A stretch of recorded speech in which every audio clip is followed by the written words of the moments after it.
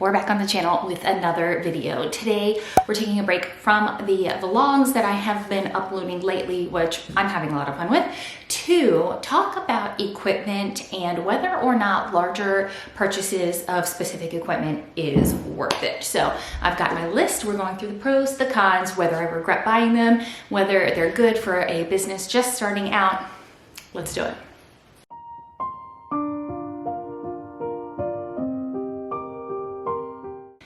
The first 6 are definitely more equipment type of things, but the last 2 are kind of like little bonuses that were expensive, but I thought were worth mentioning. So the first thing I want to talk about is this bath bomb press. Now, I have, since the beginning of time in my own journey, been hand pressing my bath bombs, and I had a really hard time, and I was very much so struggling with trying to get them to be less fragile. I tried, I would say, about 6 or 7 different formulas that weren't working out. They were working, but you know, shipping them was really tough because, again, they were just breaking a lot and arriving damaged, and I didn't want that, not only for my customers, but I didn't want that to I didn't like the way that reflected my business, right?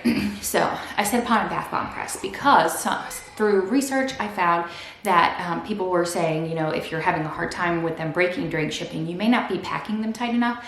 And I wasn't going to, I didn't necessarily set out to buy this, but it came up in like a de-stashing supplies group, and I thought, you know what, this is it. I was actually looking for a soap cutter. I was gonna buy a soap cutter. I'm trying to make like the best, most sensible decisions, right, when it comes to buying equipment. I wanted a multi-bar loaf cutter, so I was looking for one that I really liked. You know, I saw a bunch, but didn't really find the exact one that I was looking for. So I just kind of took a break from looking for a bit, and then one morning I hopped on Facebook just to scroll, as one does, and saw this person was selling their bath bomb press, and I was very excited about it.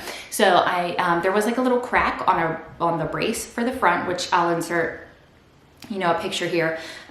Which reminds me, most of the things will be pictures of me using it or a picture from the website because they're just too heavy for me to carry in here, right? I saw that bath bomb press and was going back and forth with my husband, like, can you fix this? The little brace on the front has cracked. It's a little plastic piece. You know, what do you think? And he was like, yeah, I can totally fix that. So I went for it. I was very excited, and I do think that it was worth it.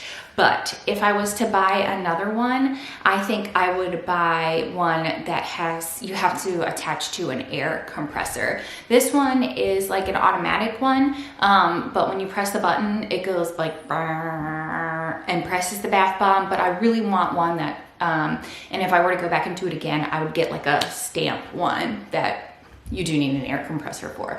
So that, of course, would depend on your spatial situation.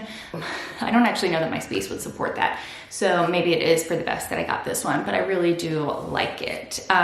The only other con to it, and I guess it's not really a con because if you do your research into it before purchasing, you would already know this. But when you go to buy the molds for it, I'm used to paying like $10, $15 for a bath bomb mold. That's not the case with these. You know, they're obviously heavy duty. They're meant to last. They're meant to work with the machines.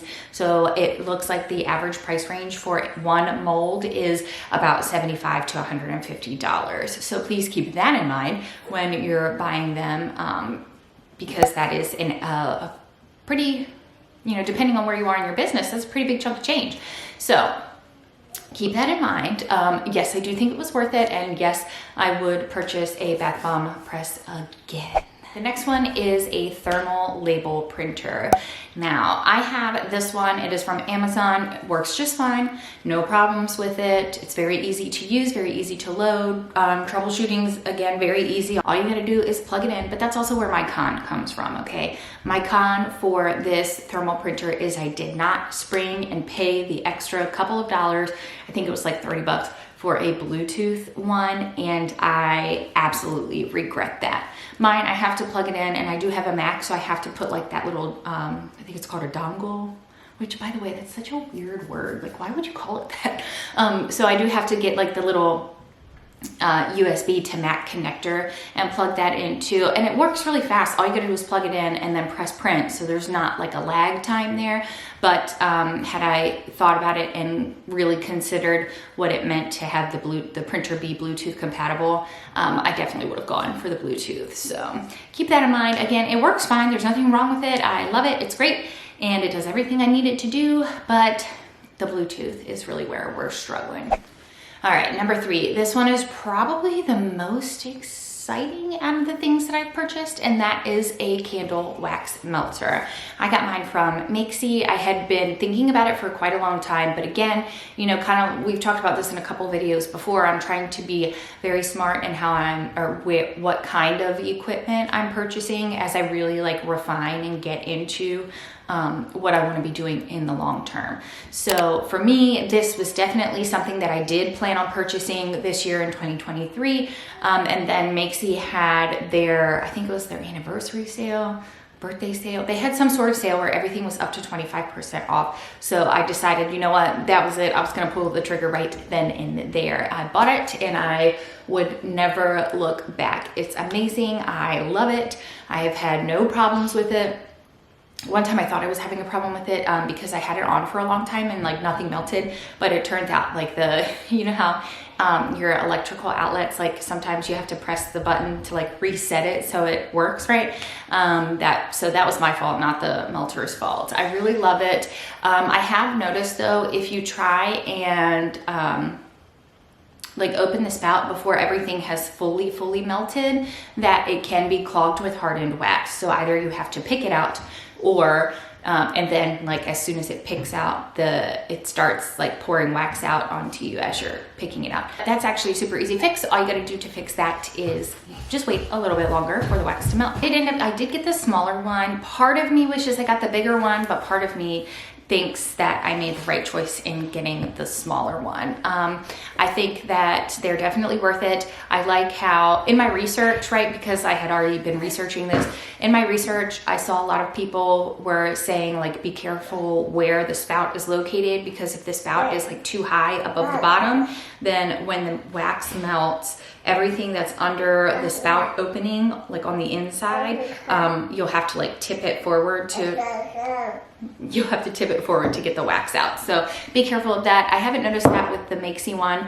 It is very low to the bottom. So really, realistically, I can only get 1 or 2 candles poured from the amount that's left under the spout, which to me isn't a big deal because I'm not that low on wax because I try not to be that low on wax anyway. So I don't think I haven't had any other problems. The only other thing I will say is make sure that your spout is closed before you melt wax in it for the first time. Mine was open and I didn't know that, and I actually had it in a video that the wax just started pouring out of it as it melted because I didn't know that the spout was like open from the factory. So and obviously not a big deal, just something to check. Now, the next thing I want to talk about are these bad boys over here, the replica surfaces. I know that technically some people won't consider this equipment, but if you consider the price point of them and what they actually do for your business, I do think that they should be considered. Equipment. So the replica surfaces, as you know, they're about $100 each, and none of this is sponsored. I didn't, everything I bought with my own money. But I will say that I've tried all the DIYs for photography. I have canvases, I've made like little backboards, covered them with contact paper. I've done all the backboards, all the things, I've tried it all.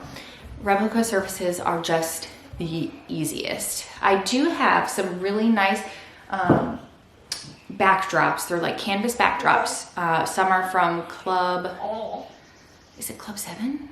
I think it's Club 7. I'll link it down below. Club 7 has some very nice backdrops and they always have good deals. And then Ink and Elm on Etsy also has some very nice backdrops. And I do like both of those and use them still, but Replica Surface has it that they are like stiff. The other ones I have that I still use are like flimsy, so you have to figure out a way to like get them to stay like flat or hang them or something like that. The Replica Surface, literally you just pick it up and go. They're very cute. I enjoy using them. They're very versatile, you know, all the things. I think they do a really nice job of having good variety, and yeah, I think that they're worth it.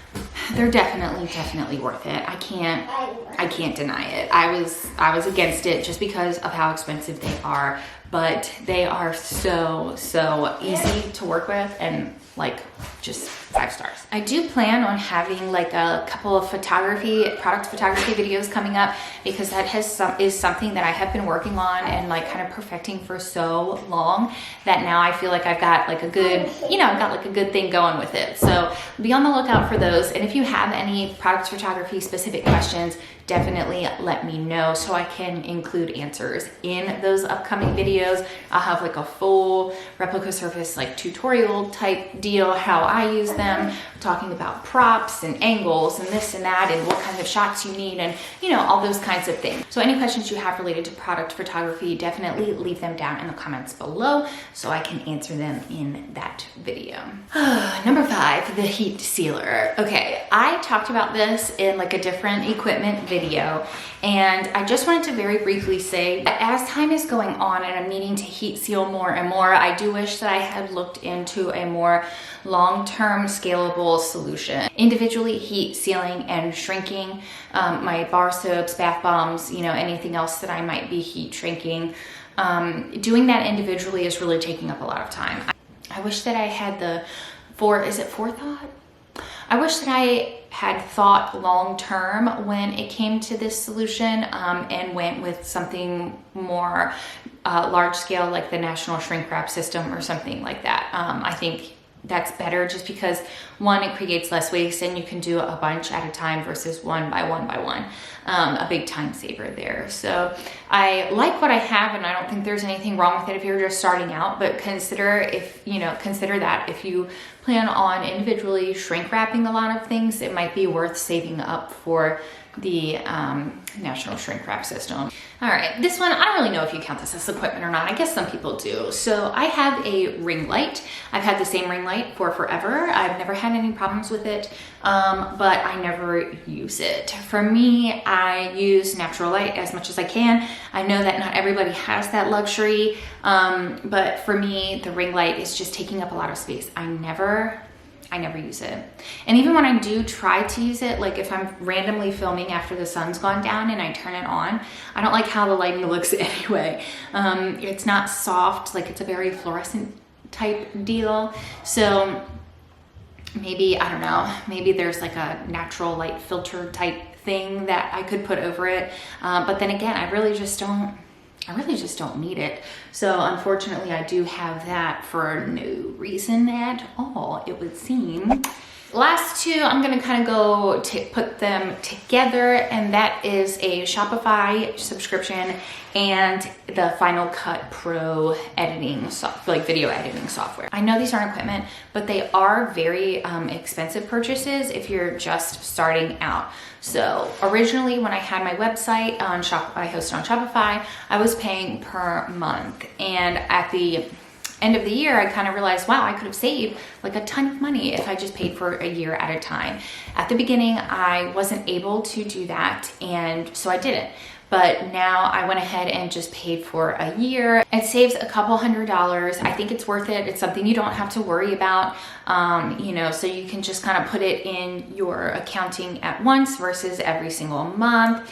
And I think that having that peace of mind of something that's taken care of, kind of taken off of your plate. Then as far as a theme, I had a free theme for quite a long time. Nothing wrong with that. I wanted to kind of update and make my website a little bit more personal. So when I was ready to do that, I just went on Etsy. The shop that I purchased from had the option for them to install the entire theme for you, and then it came with the theme for free. So I paid for that service, and I definitely think it was worth it. It wasn't expensive, and they just put all like the demo content in, so I did have to go back in afterward and kind of set everything like up how I wanted it personally done. But they did, it was really nice to just kind of have that done in the first place. And then Final Cut Pro, I think it's Final Cut Pro X now, I'm not sure, but it was a couple $100 investment. If you're just starting out and you're using Mac, then I think that using the free iMovie is definitely worth it. I did that for probably close to a year, I would say. I did it for a very, very long time until I was ready to pay for Final Cut Pro. Now that I have Final Cut, I would never go back to iMovie, but I lasted for a really long time using iMovie, and I don't think that there's nothing wrong with it. You have more options with Final Cut Pro. There's a lot more like flexibility when it comes to using different editing styles, but you can definitely make it. You can definitely make it with iMovie for quite some time, forever even, if you wanted to. And there you have it. Those are the different large equipments that I have bought since starting my handmade business, and whether or not I think they are worth it to you. The only one that I would say was really truly a waste, and again, this is just for me because of where I live and the sun, would be the ring light. I don't need it. Definitely do your research if you're planning on purchasing any equipment this year, and really consider my piece of advice. Really, really, truly consider if that is going to be a good long-term solution. I will say my next equipment is definitely going to be a multi-bar soap cutter, and I do have a few larger things coming as far as like vendor events go, though they're not exactly soaping equipment. You know, you kind of need, they're par for the course, I guess I would say. Hi. All right, well, we're going to see what the other kids are doing because they're awfully quiet, and that's never, if you're a parent, you know that's never a good sign. All right, guys, I'll see you next week. Bye.